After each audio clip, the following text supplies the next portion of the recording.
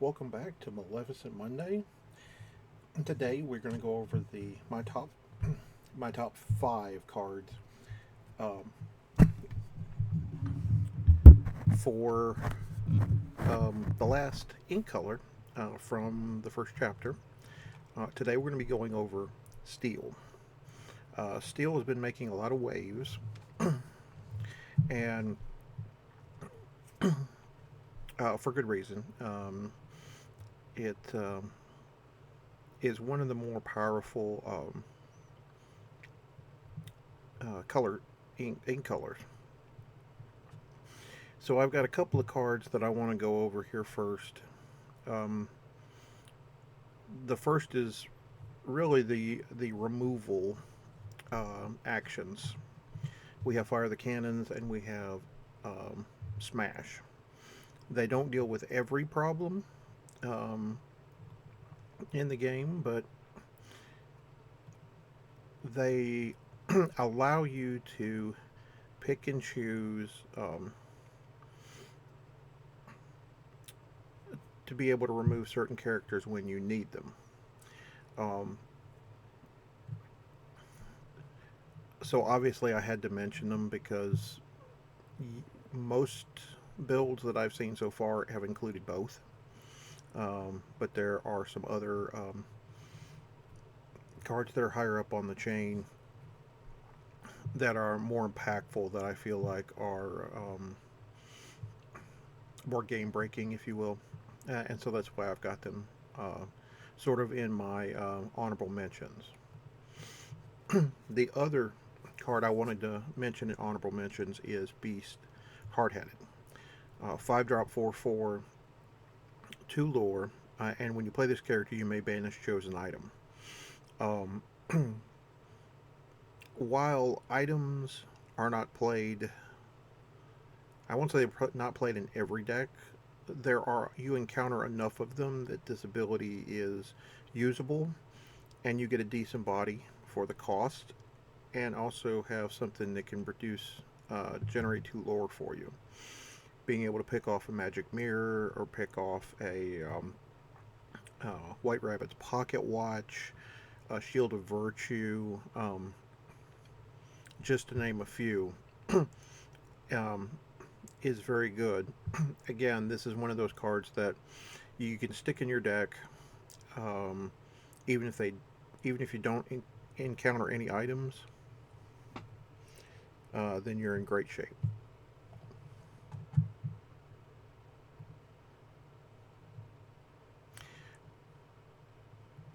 All right, to the actual top five. Um, First up is a card that was spoiled a very, very long time ago when at the D23 Expo. Captain Hook, uh, Forceful Duelist. He's a one costed inkable 1/2 uh, with 1 lore and has Challenger +2.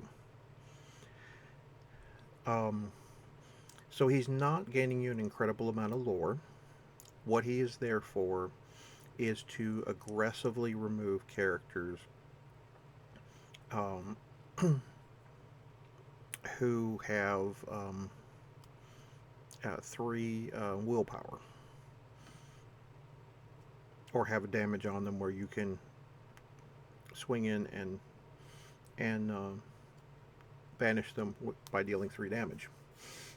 It's a very important character in the hierarchy that of what Steel is trying to do. Um, I was sort of between putting this or Prince Eric on here. Prince Eric is the 2 drop that's a 1/3 that also has Challenger 2. Um, he also kind of throws off math. Normally, when you're going to be challenging with these characters. Normally, they're not going to be farming lore, um, but if you have a big enough advantage, you can use them for that. All right, next up is Hans, 13th in line. He's a 4 costed inkable, 3/3 with 2 lore. When this character quests, you may deal 1 damage to chosen character. Um, so Hans is actually one of the great steel cards. It lets you do multiple things at once. You want to be questing for lore. You want to be moving toward your end game, right? But you also want to be able to uh, mess with your opponent's board state. And being able to quest and gain 2, and then pick off a character that only has 1 damage remaining is fantastic for what Steel wants to do. Um, Steel has some other cards that, when they banish a character in a challenge, they also can gain lore. And so they have the option to either quest if the board is empty, or challenge and banish something off the board and gain you more lore at the same time. I could have put any of those here, but I think Hans is the strongest of the 3. Although Taka, the legendary, is also pretty good here. But I like what Hans does because he lets you continue your winning strategy of gaining lore to get to 20 first, as well as pick off little characters at the time.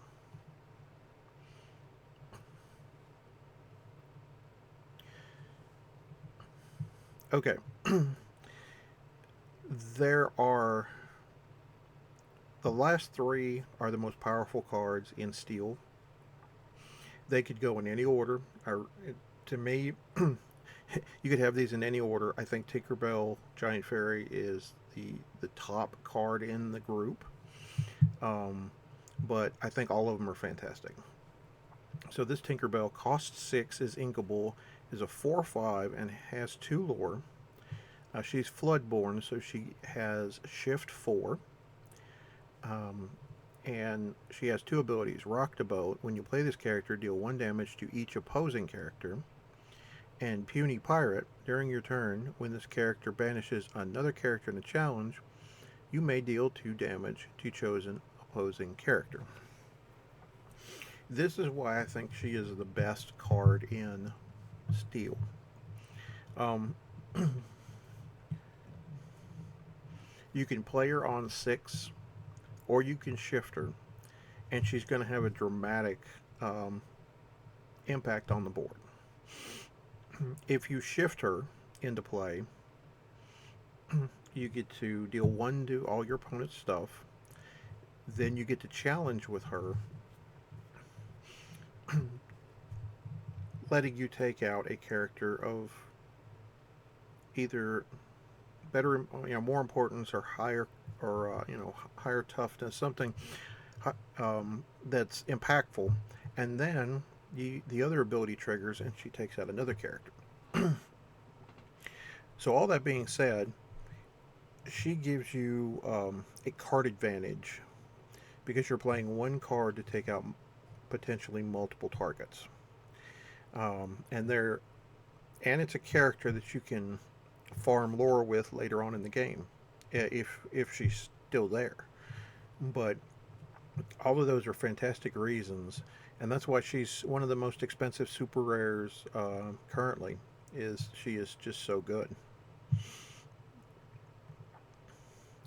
The last 2 are both songs.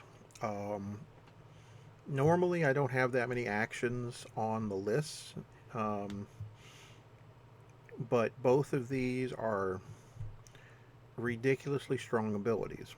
A Whole New World is a 5-cost, uninkable super rare action song. Each player discards their hand and draws 7 cards. So, some of you players may be familiar with Magic the Gathering. They had a card called Wheel of Fortune, where for 2 and a red, each player discards their hand, draws 7 cards. A very powerful card. It's not playable in most formats because it's so good, and it's restricted in the 2 that it is playable in. Some of you might have played Pokemon. During the original inception of Pokemon in 1999, when it launched in the U.S., um, you could play. They had action cards, and they weren't subject to the rules that they are now. They had a card called Professor Oak, where you discard your hand, draw 7 cards. Just only affected you. But you could play 4 of those in a deck, and you could play, if you wanted to, all 4 in the same turn. Um,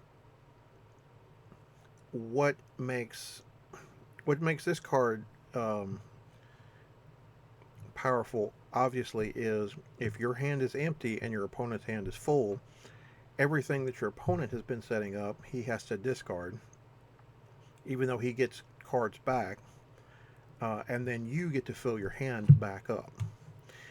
You can also potentially play this for free, um, which is also a crazy, ridiculous um, thing that happens. So this one's a little tricky to get the timing right in some games. Be aware you don't want to fill up your opponent's hand as well as yours, most games. But since you are playing steel, you're probably going to have the resources to remove whatever they play, unless it's something humongous, right? Um, so that's the first song. The other song is, of course, Grab Your Sword from Beauty and the Beast. Also 5 cost, also uninkable. Deal 2 damage to each opposing character. This is just a rare. At this cost, it's an amazing card. Um, between Tinkerbell, Giant Fairy, and Grab Your Sword, anything that's got 3 willpower or less is going to be uh, removed.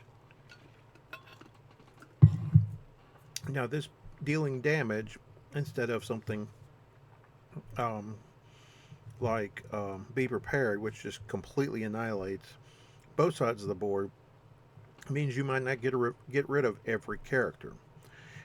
But what this does is it puts a lot of damage on your opponent's characters and makes it easier for you to pick them off. And it makes your opponent very wary about putting them into situations where they can be challenged and banished. Um, this is why I think steel is one of the stronger colors that we currently have in the game.